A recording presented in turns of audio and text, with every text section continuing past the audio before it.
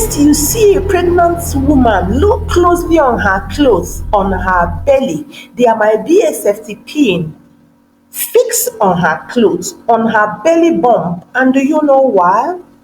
Have you asked the reasons behind it? In this village, no pregnancy survived without a safety pin until one day. In pregnancy, a lot of old-time false teachings have been given a prominent position in the women's circle. These big fat lies are sold in the form of meats, and the mothers are buying them. Prominent among them is the use of safety pin on belly bump to close up and safeguard the pregnancy so the baby won't go or miscarry. The people who sold this meat told them that the safety pin closes up pregnancy and prevents witchcraft attack against their baby and also prevents miscarriages. But wait, is there any relationship between a safety pin and pregnancy? Is this belief true? Is it a lie? We can't answer now until you hear this story on how safety pin on pregnancy practice started. Welcome to another haunting, thought-provoking African folktale based on real myths by Ideka African Folktales. This story will teach, unteach, and spark conversation you never expected. Please remember to like our story and share it. A long time ago in Umweke village, if you are not new to my stories, you should know one or two strange happenings in Umweke.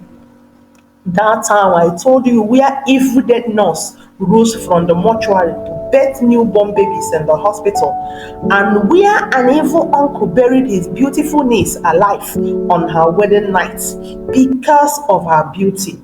You may check out these stories. In the quiet village of Umweke, far from the city noise and tall buildings, a strange sorrow lived. It wasn't the kind of sorrow that shouted. No, it was the kind that crept soft like wind, deep like old wounds. In Umweke, few pregnancies stay to the end. Some women will take in and their stomachs will start to grow. Joy will fill their eyes. Neighbors will bring yams. Their mother-in-laws will smile, rubbing their belly with soft prayers. But then, before the 7th month, the babies will leave. Some women bled in the night.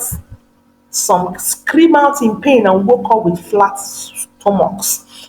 Others simply woke up, still silent, confused. And every time the ending was the same. Another child buried before it ever took a breath. Graves were dug, tiny ones, too small for coffins, wrapped in white clothes. Babies who never cry were laid into the earth. Their mothers would sit beside those graves, staring, rocking, saying nothing.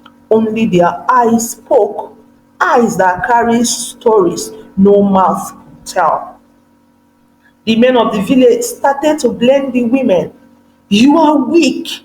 You are cursed. You killed the child. But nobody truly knew why babies were living. Not the men, not even the midwives. Only the elders whispered things behind closed doors. The wombs are open, they said. The witches walk free in Umweke, the mortar.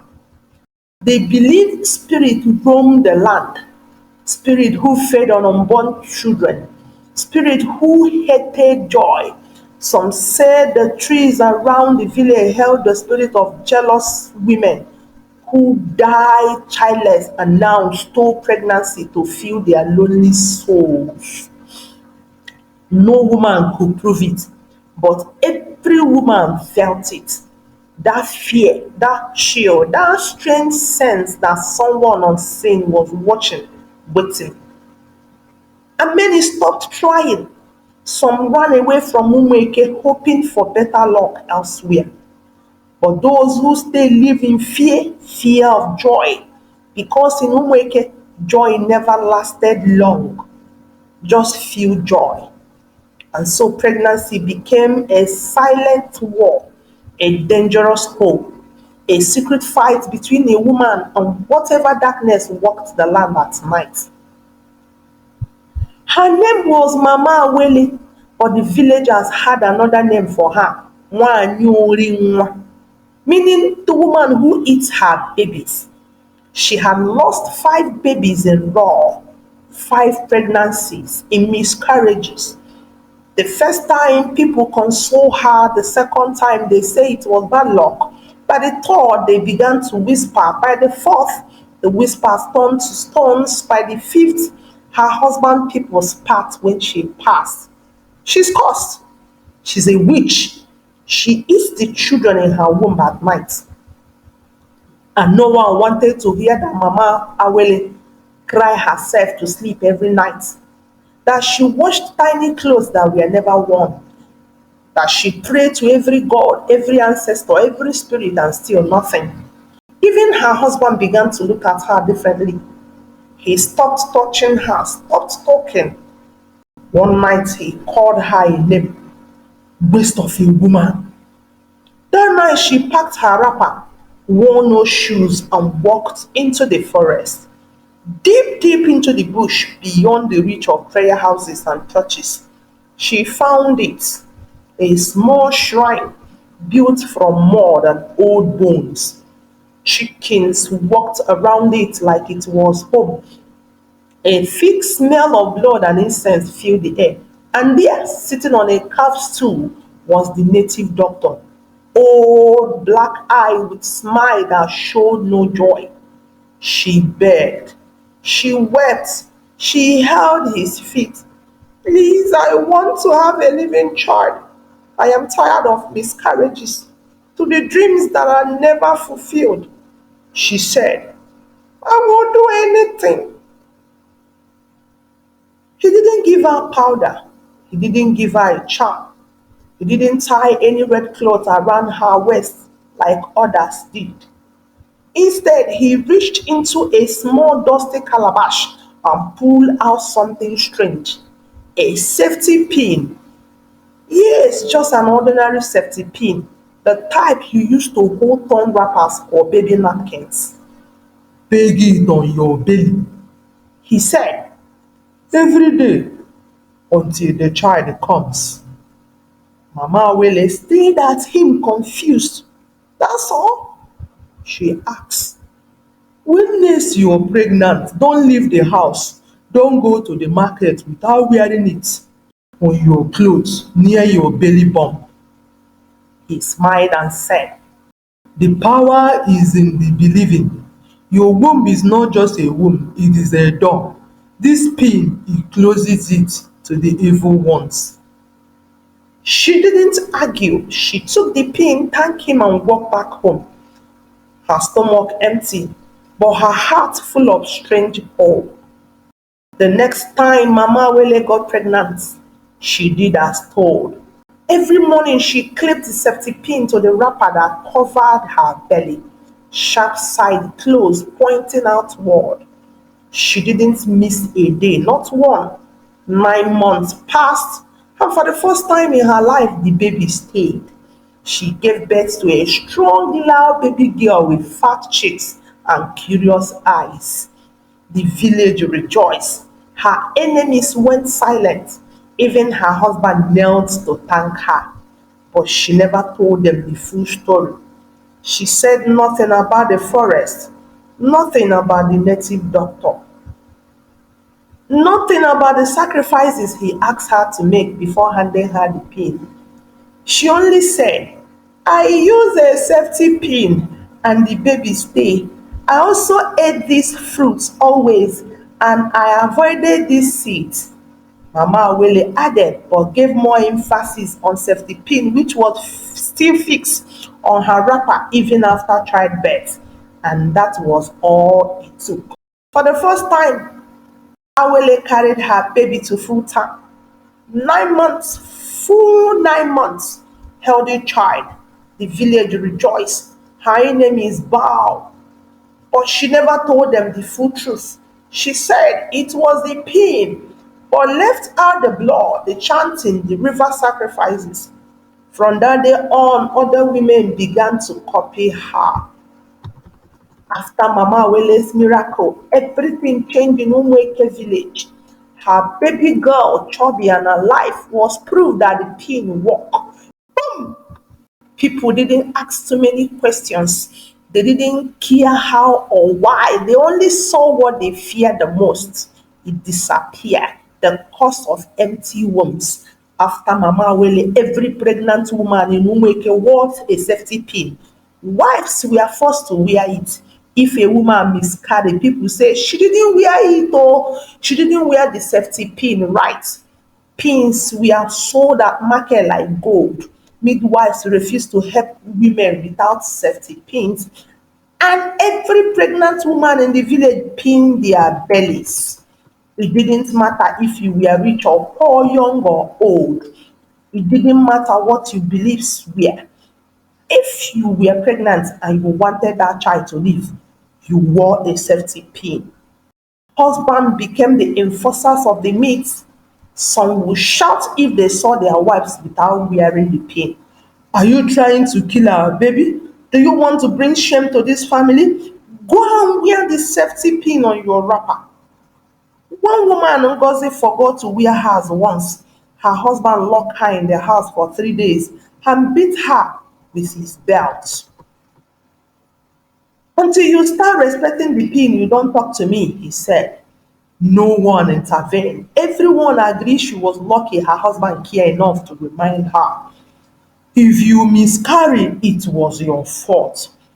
The village found a new way to blame women, this time with a safety pin. If a woman lost her pregnancy, the whisper returned she didn't wear the safety pin right. Maybe she removed it at night. What if she used a fake one? Suddenly, it wasn't the witches anymore. It was the woman. Her carelessness, her disobedience, her failure to follow the rules of protection. Pin became more valuable than gold. At the village market, the price of safety pin tripled overnight. Traders imported them from the city. They brought in fancy ones, gold colored ones, pins shaped like hearts. Women argue over brands. Don't buy the one with a blunt end, oh, that one doesn't work. The curved one lasts longer through pregnancy. Midwives began refusing to help women unless they wore the safety pin. If you want me to deliver your baby, show me your pin. Hello, mothers. I hope you wear this safety pin, they will say. Even churches began to include it in their prayers. Some sold safety pin with prayer items. Father, bless the wombs of these women. Let no evil pass through the pin they wear in Jesus' name. Amen. Fear sat like shadow over the entire community. No one dare question the pin. No one ever asked if it was real or not. Even doctors who visited from the city were told to keep quiet. One doctor asked, what does a pin have to do with a baby's survival? What is the relationship between a pin and a baby? The village priest warned him to never repeat that question again. Do you want to bring back the curse? He said. So the pin stayed. Pin not just to wrappers and maternity gowns, but to hearts, minds, and conversations.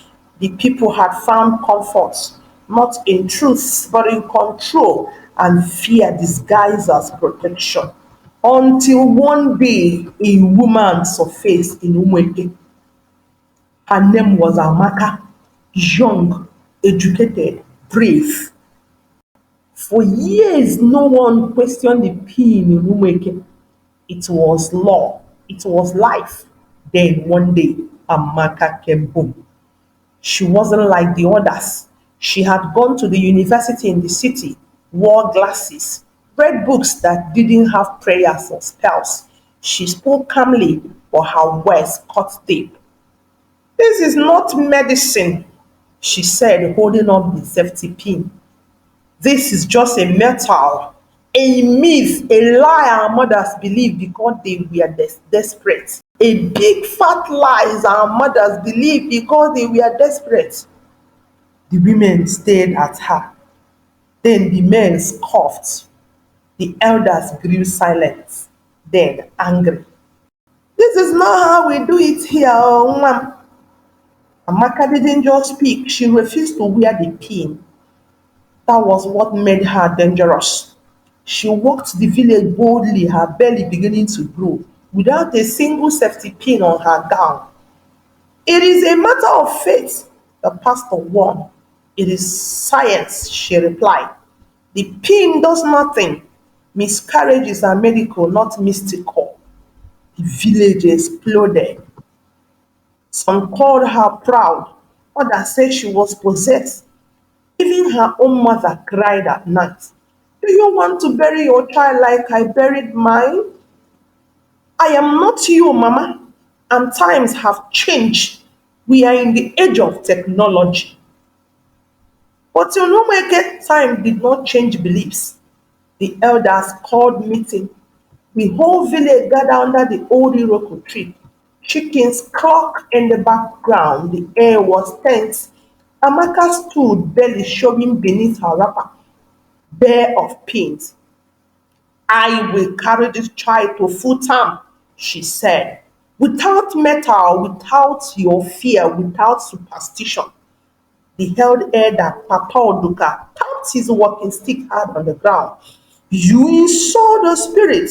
You think knowledge from the city can erase the pain this village has known. 5 generations of dead babies, buried hope. But Amaka didn't flinch. Maybe it wasn't the spirit. Maybe it was infections or poor nutrition or things we couldn't explain at that time. Or maybe it was what you ate.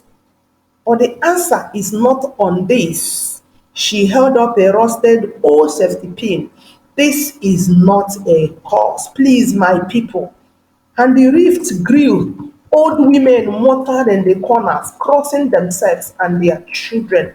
Young women watched Amaka closely, some in fear, others in secret admiration.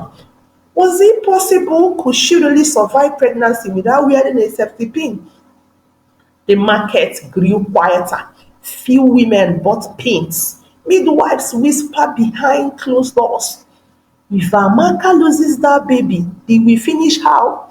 And if she delivers it, then everything we believe will collapse. The village held its their breath. Amaka's belly began to rise like the morning sun, round, full, healthy. But as her womb blossomed, so did the fear in Umweke. They had never seen anything like that before. A pregnant woman without a safety pin.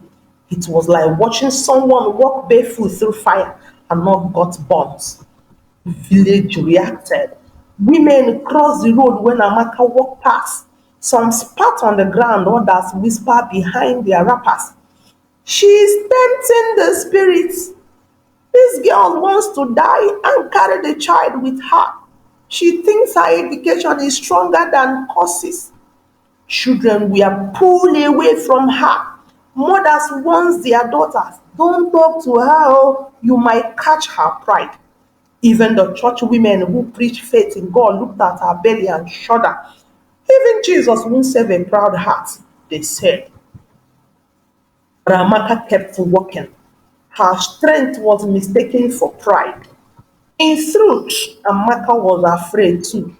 At one time, she asked herself that if faith makes with her pregnancy, her spirit will be mocked and the safety pin will continue playing the hero. But she didn't show it. She prayed God saves her and her unborn child. At night, she lie in bed and place her hands on her belly, whispering to the life inside. Be strong, baby, be strong. Don't listen to them. Your life is not tied to a safety pin. Your life is in the hands of God, your creator. You are not cursed, you are wanted. You are safe, baby. At 9 months, you will come out. She felt every kick like a response, like her unborn child was fighting the meat too. But Amaka's dismay, not every woman hated her.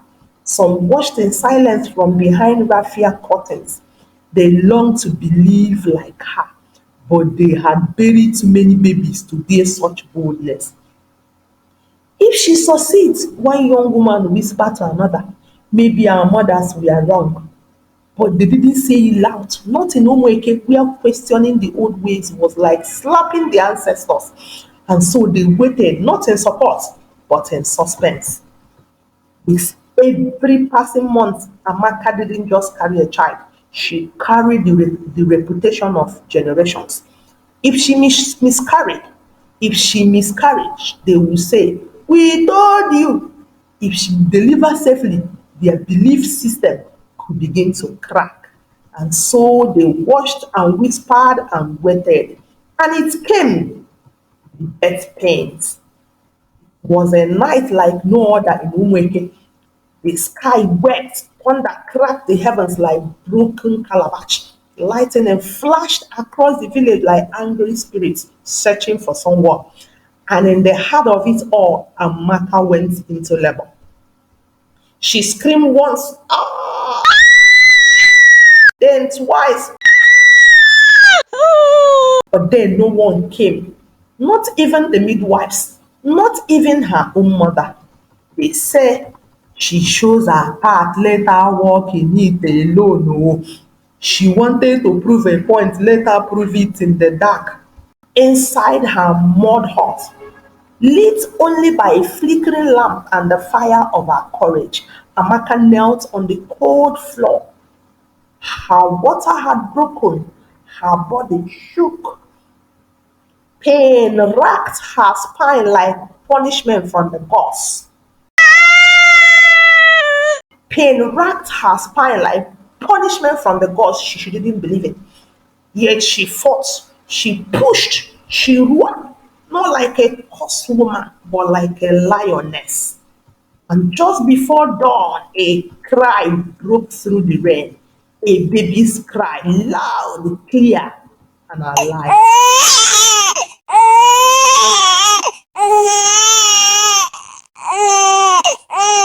A baby girl with 10 fingers, 10 toes, skin like new yams, and lungs strong enough to wake the dead. Strong baby. No safety pin, no shams, no midwife, no priest, just Amaka, plus soaked and weeping with joy. In Umweke, newborns die like flowers under the sun. But Amaka's baby lived. When the cry of the newborn baby erupted like a gong in a cold night, the neighbors ran out, mostly the older women, clutching their wrappers in their hands. It was a taboo to hear the cry of a new baby and keep quiet, even if it was coming from your enemy's heart. Child belongs to the public, the Igbo adage says. When they came, they gazed in wonder. They saw her, a baby born without safety pin. They saw Amaka. She was breastfeeding her beautiful bundle. The child was more beautiful than Adugo, the Adugo of Umweke. Days passed, then weeks. The villagers watched in silence, peering through thatched fences, gossiping behind woven mats. The baby didn't fall sick, no sudden fevers, no strange cries. She giggled like rain on rooftop. Her eyes sparkle like moonlight on a clean water. Some women whisper, maybe the spirit missed this one, or maybe her mother did some secret rituals we don't know. But Amaka swore she did nothing. No sacrifices, no incantation. Just rest, water, eat the right food, and keep trusting. By the third week, silence became confusion. Confusion soon became anger. The elders met under the big Iroko tree. What if our grandmothers were wrong? What if the pin does nothing? What if, God forbid, we were lied to? But truth is like palm oil on white clothes. It stains everything it touches. The women who had one pin and still lost baby began to cry. They remember the tiny graves, the blame, the shame, One woman, Mama Nkechi, whispered, maybe we have been burying our children and wearing iron, thinking it was power. Still, not everyone was ready to let go. Just because one baby lived doesn't make the pin useless. It worked for generations. It worked for Mama Awele. One woman cannot shake the tradition. But doubt had entered the village like smoke through a broken roof. And once doubt enters, belief starts to crumble. The people of Umueke weren't just facing a baby whose mother carried to full term and bore without a safety pin for one day. They were facing the death of a lie. In shame and guilt, Mama Wele called the village for the first time. She told the whole truth. That night, the village of Umueke gathered beneath the ancient Iroko tree, all in suspense. What will Mama Awele have for defense this time? They all thought. They all sat under the same tree where mothers had told wonder stories about safety pill and pregnancy and passed down fears like inheritance. But this time it was different. It was all about Amaka and her baby. A voice trembled through the air like an old drum beat. Mama Wele stepped forward. Her back was bent with years. Her eyes carried the weight of many grief. Her eyes carried the weight of many griefs. And her voice, though soft, silenced the crowd. I have something to say, she began. She paused. Her hands shook, but she continued. I lost 5 children.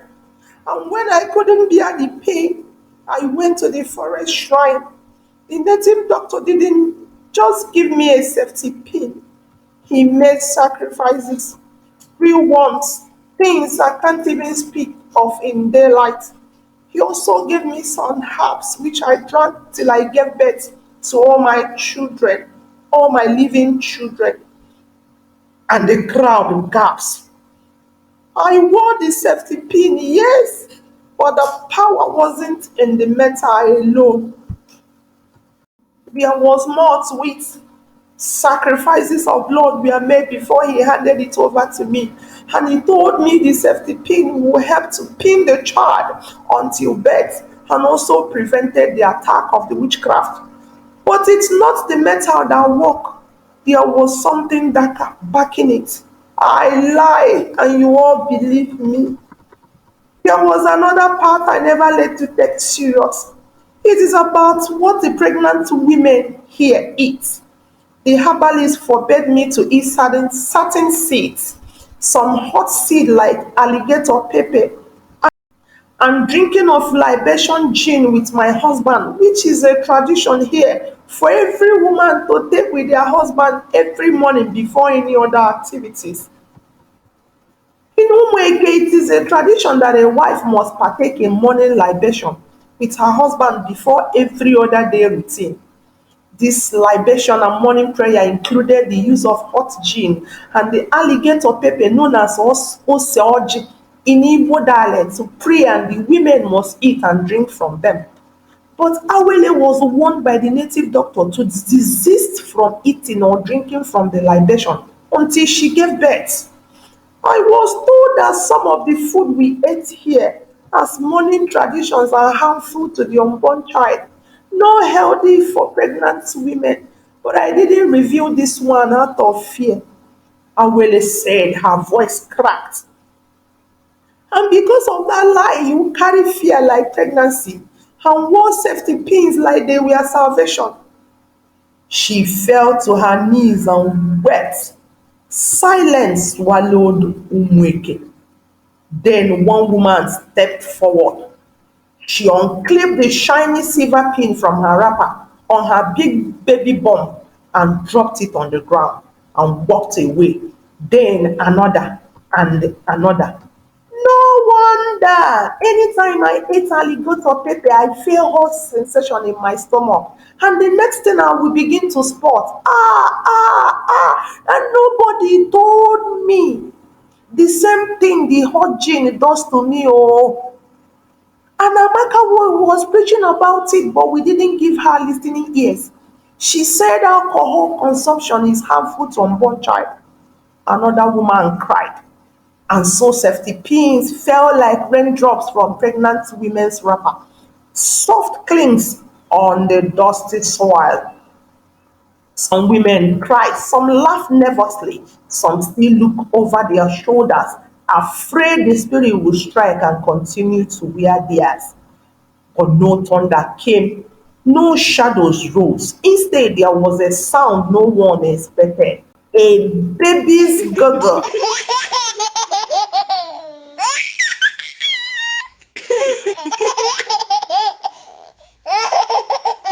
It was Amaka's baby that gurgled loud as if she knew, as if she understood, as if she was laughing at their ignorance. Amaka stood at the back, her daughter in her arms, strong, alive, a living answer to generations of questions. That night, the village did not sleep. Fires were lit, conversation began, and for the first time, the people of Umueke questioned not just the pain, but every other thing that had been handed down with fear. Can I ask you, what other lies have we swallowed? What truths have we silenced? What is tradition and what is just trauma dressed in clothes? It wasn't easy, change is never, but a seed was planted, and in time, belief began to shift. But the fact remained that truth and fear work together. Even today, in part of Africa, in some part of Igbo land, in some part of Yoruba land, Hausa land, and every other rural places, you will still see pregnant women pin safety pins on their clothes, especially if they want to go to the market, to the burial, funeral, or any other outing. The myth still lives on, even our generation. Not because they believe, because they were brainwashed, because they fear what will happen to their pregnancy when they mingle in the public if they don't wear it. The myth still live until today, not in truth but in silence. Now let me ask you, have you seen any pregnant woman wearing safety pin on her belly? Or do you wear it when you are pregnant? Or do you intend to wear it because you saw others or your mother wearing them? When you see a pregnant woman wearing a safety pin, have you ever asked her? When next you see, will you ask her why she wears it? And what responses have you received about wearing a safety pin during pregnancy? Do you think it protects or just a comfort? Tell us in the comment section. Don't forget, engage this story. Let's know your thought. Like this story if it made you think. Share it if you ever had a myth before like this. This is Ideka African Folktales, stories that teach and unteach. Thank you for listening. We love you. Bye.